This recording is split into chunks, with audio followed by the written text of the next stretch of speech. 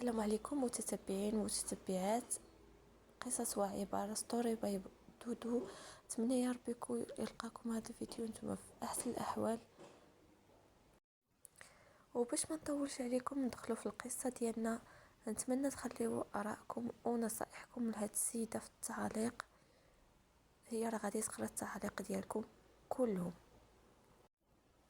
كتبدا القصه ديالها بختي عافاك السلام عليكم. قبلي القصه ديالي وبارطاجيها مع البنات باش يعطيوني ارائهم ونصائحهم، راه قتلني التفكير. البنات راه ضاقت بيا وقتلني التفكير، بغيتكم تقولوا لي واش غلطه ولا لا. انا كنت مخطوبه وفسختها، فسخت الخطوبه اللي ما دامتش بزاف. المهم نعاود لكم من الاول. هاد الناس والولد اللي كان خاطبني فاش كانوا كيجيو عندنا كنرحبوا بهم، ما كنخليهم ما نوجدوا ليهم ونفرحوا بهم ونجلسوا انا وخواتاتي وامي تعاودوا معاهم. المهم ما كنحسوهمش نهائيا بانهم برانيين، كنبغيو نخلقوا الجو العائلي. والولد اللي كان خاطبني كانت باينه فيه باغيني وكيهتم بيا، ولكن في حدود. المهم هو كيحشم بزاف. نقدر نقول لكم كان كيحشم اكثر مني. هو الصراحه كان مربي مؤدب وقاري، فيه داكشي اللي كنت باغا. ايوا فاش درنا الخطوبه جا هو وعائلته وواحد اختو اللي كبر منه مزوجه. هاد اختو ملي جات وجلسات حدايا وهي ما كتشوفش فيا وحاسه براسها ومعلياني في هالسما. المهم ما عجبها حال، وملي جات وهي كتدوي غير على راسها، انا درت انا فعلت، المهم غير انا. المهم فاش جاو داخلين ما قالوش هذيك الصلاه والسلام اللي كيقولوها في اي خطوبه، ما قالوا حتى شي حاجه، داخلين وساكتين. امه دخلت بصندالتها فوق الفراش وكتمشى بها حتى جهه الطواليت حشاكم، وتعاود طلع بها فوق الفراش. هادشي كامل دوزتو، وملي دازت الخطبه ما قلتو ليه والو، قلت بلا ما نحكر. المهم داز واحد الشهر على الخطوبه، عرضوا علينا، دخلنا لقيناهم محيدين الزرابي ومخليين غير الدص، وكان داك الساعه البرد والشتا، وبقينا بصبابطنا حتى مشينا. كي دخلنا ناضوا داك الساعه حطوا الغدا، والغدا داكشي ماشي شي حاجه ديال التكبيره كما درنا ليهم، عادي جدا، علما انهم ماشي مخصوصين.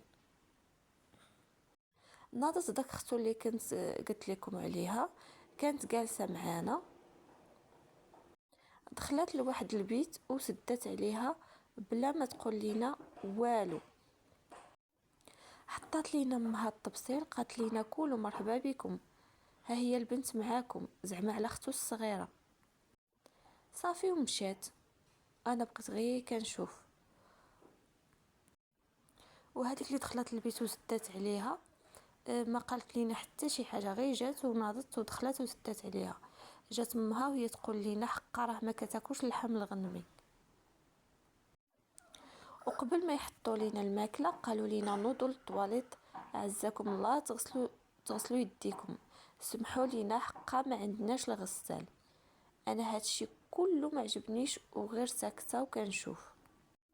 صافي هزوا داك الطبسيل ديال اللحم، وجات مو قالت لينا واش كتاكلوا السفه، وهي تحطها لينا. صافي سالينا الماكله ونضنا مشينا للطواليت عاوتاني باش نغسلوا يدينا. موراها جابوا اتاي والصينيه حرفيه، ما حطوا معاها والو، غير واحد الطبيصه صغير فيه شويه ديال اللوز وواحد بلاطو ديال الحلوى اللي انا ديتو ليهم في يدي. تما جات هاد اختو الكبيره قالت لينا دابا كلينا، ايوا نهضروا في المعقول. حقا زربتو بالخطوبه، قلنا ماشي مشكل، وهو قال لينا بغينا نديرو للبنت خاطرها، ولكن العرس ما غديروهش في هاد الشهر، غير نساي. شهر 5 ان شاء الله نديروه، حتى يجيو خوالاتي من برا، زعما ديال العام الجاي، زعما شهر 5 ديال العام الجاي. ايوا وها نتوما كتعارفوا على بعضياتكم، حيت نتوما باقي ما كتعرفوش بعضياتكم. قال لي خويا راكي باغا ديري قاعه متنقله، وراه ما بغاش يخلص داك القاعه، وانا اللي غادي نخلصها عليك، زعما بحال راه دايره فيا خير، وديري في هذيك الساعه العرس. ما نكذبش عليكم، انا ما رضيتش كيفاش هضرات معايا وكيفاش كتشرط عليا، وهادشي والديا ما داروش معاهم النهار الاول، وعاد انا خدامه كنت غنعاونو زعما على الوقت وداك الشيء، فهمتوا؟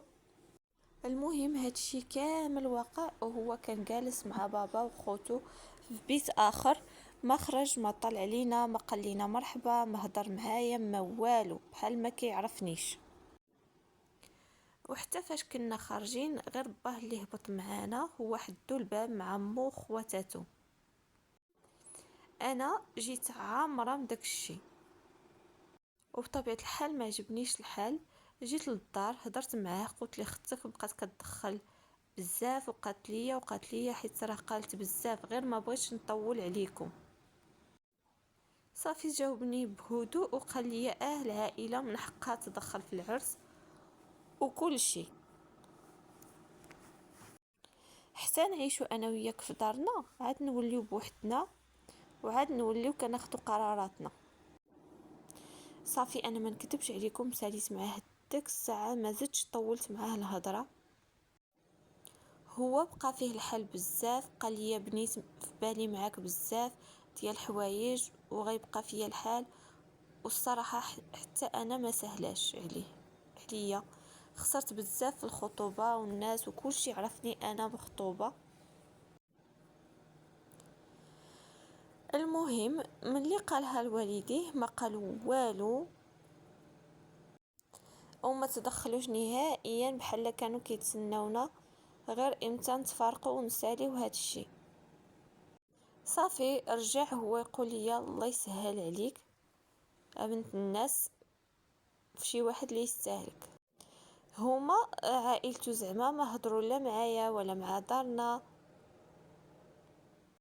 ما حاولوا يستفسروا، ما سولونا اشنو طرا، ما حتى شي حاجه، يعني ما كلفوش على راسهم حتى شي مكالمه لعائلتي، ولا يعتذروا ولا حتى شي حاجه. دابا انا كنبقى جالسه وكنفكر، كنقول ياك ما كان خصني نصبر، ياك ما زربت، ياك ما كانش خصني نفسخ هاد الخطوبه.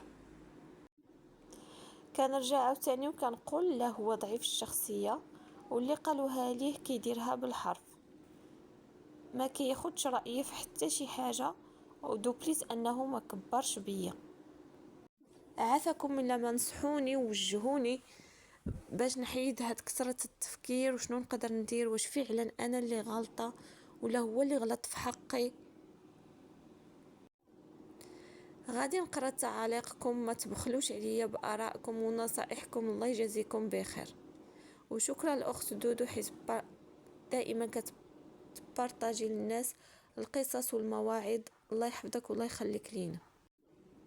المهم كانت هذه هي القصه ديالي ديال اليوم، اللي لقيت ديال هاد البنت، راها محتاجه ارائكم في اسرع وقت ممكن، كنتمنى تجاوبوها في التعليق. ما تنسونيش باللايكات ديالكم باش هكا الفيديوهات ديالي يبقاو يطلعوا للناس وحدين اخرين. اللي مازال ما اشتركش في القناه اشتركوا باش يوصلوكم فيديوهاتي، وفعلوا الجرس باش يبقاو يوصلوكم لي نوتيفيكاسيون ديالي. وشكرا لكم مره اخرى على الثقه اللي كديروا فيا. اكيد اي واحد عنده شي قصه ولا شي قصه مضحكه، قصه مع الجن مع الانس، بغى الراي ديال الناس في شي حاجه، يخليها لي في التعاليق ولا يخليها لي في الخاص، وانا ما غاديش نبخل نبارطاجيها مع الناس ديالي باش هكا تستافدوا حتى نتوما. والى اللقاء في فيديو قادم ان شاء الله. دمتم في صحه وعافيه.